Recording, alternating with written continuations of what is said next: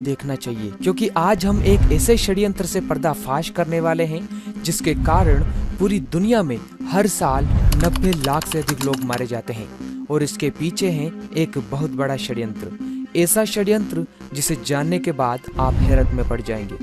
दोस्तों, आप चौंक उठेंगे ये जानकर कि कैंसर का इलाज संभव है, मगर ये बात जानबूझकर हमसे छुपाई गई है। हाँ दोस्तों, ये षड्यंत्र रचा गया है उन फार्मास्यूटिकल कंपनीज के द्वारा जो अलग अलग तरह की बीमारियों पर रिसर्च करके अलग अलग दवाइयाँ बनाती हैं, फिर उन दवाओं को बाजार और हॉस्पिटल में बेचती हैं। ये कंपनीज कैंसर की दवा भी बनाती हैं, जिससे इन कंपनियों को हजारों बिलियन डॉलर का फायदा होता है। इन कंपनीज को अच्छी तरह से पता होता है कि ये दवा किसी काम की नहीं है, फिर भी जानबूझकर फार्मास्यूटिकल बेअसर दवा बनाती हैं, ताकि मरीज कभी अच्छा ना हो और उनका करोड़ों अरबों का व्यापार ऐसे ही चलता रहे।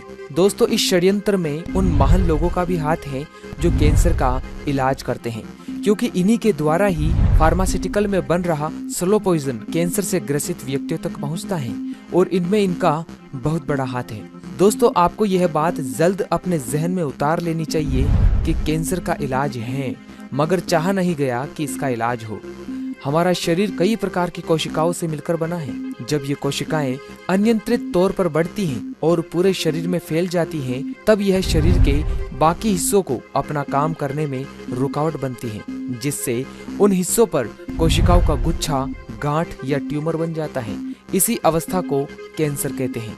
डॉक्टर इन अनियंत्रित होकर बड़ी हुई कोशिकाओं के गुच्छे या गांठ को हटाने के लिए कीमोथेरेपी, रेडियोथेरेपी और कोबाल्ट थेरेपी का इस्तेमाल करते हैं, ताकि कैंसर की कोशिकाओं को मार सकें। इन थेरेपी से कैंसर की कोशिकाएं तो मर जाती हैं, परंतु साथ ही शरीर की बाकी अच्छी कोशिकाएं भी मर जाती हैं, जिससे शरीर की प्रतिरक्षक शक्ति, रेजिस्टेंस पावर, वो बिल्कुल खत्म हो जाती है।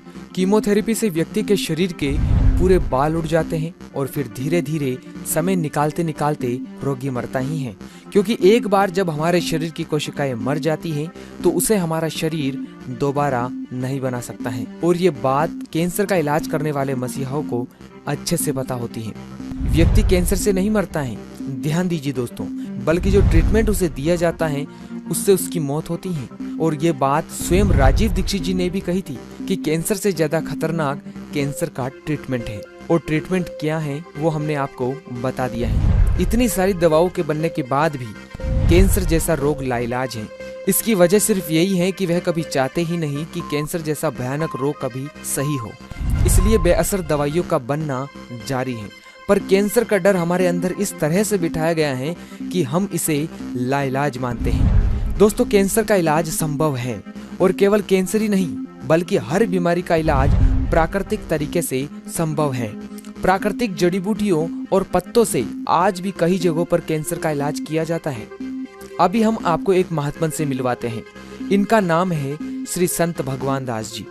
ये चित्तौड़गढ़ के चंदेरिया रोड पर बिरला सीमेंट वर्क्स की लेबर कॉलोनी में बाबा घाट के नाम से प्रसिद्ध आश्रम में रहते हैं, और वहाँ पर ये कैंसर से पीड़ित व्यक्तियों का इलाज करते हैं। इनका कहना है कि किसी भी बीमारी का इलाज प्राकृतिक तरीके से किया जा सकता है, और उन्होंने कई लोगों के असाध्य रोगों को ठीक करके इस बात को सिद्ध भी किया है।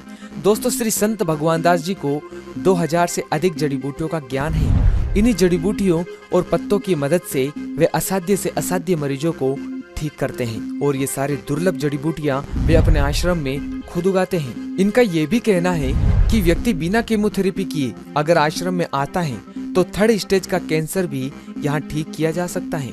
इनके आश्रम का पता आप नोट कर लीजिए, और दिए जा रहे नंबरों पर कॉल करके भी आप इनसे बात कर सकते हैं। दोस्तों, इसी आश्रम में राजीव दीक्षित जी 3 दिन ठहरे थे, और संत भगवान दास जी से उन्होंने आयुर्वेद, अध्यात्म और इतिहास के बारे में अद्भुत जानकारी प्राप्त की।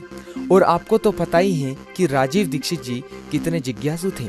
दोस्तों, ये बातें हमें स्वयं संत भगवान दास जी ने बताई हैं, क्योंकि हम भी इनके आश्रम में 2 दिन ठहरे थे, और उन्होंने आयुर्वेद के बारे में ऐसी ऐसी दुर्लभ जानकारियां हमें दी हैं, जिसे हम आगे आने वाली वीडियो के माध्यम से आप तक जरूर पहुंचाएंगे। दोस्तों, इस वीडियो को केवल आप अपने तक ही सीमित न रखें, और इसे इतना फैलाएं कि फार्मास्यूटिकल वालों की चाल हर व्यक्ति को पता चले। और लोग फिर से हमारे आयुर्वेद की ओर लौटे। ये मिशन आपके बिना संभव नहीं है, इसलिए हर एक मित्र इस वीडियो को शेयर करें और कैंसर के प्रति आपके क्या विचार हैं आप हमें कमेंट करके जरूर बताएं। अगर आप ऐसी और जानकारियां जानना चाहते हैं तो हमारे इस चैनल को सब्सक्राइब कर लीजिए और साथ ही इस बेल आइकन को भी दबाएं ताकि आपको हमारी हर एक वीडियो की जानकारी आसानी से मिल सके। धन्यवाद।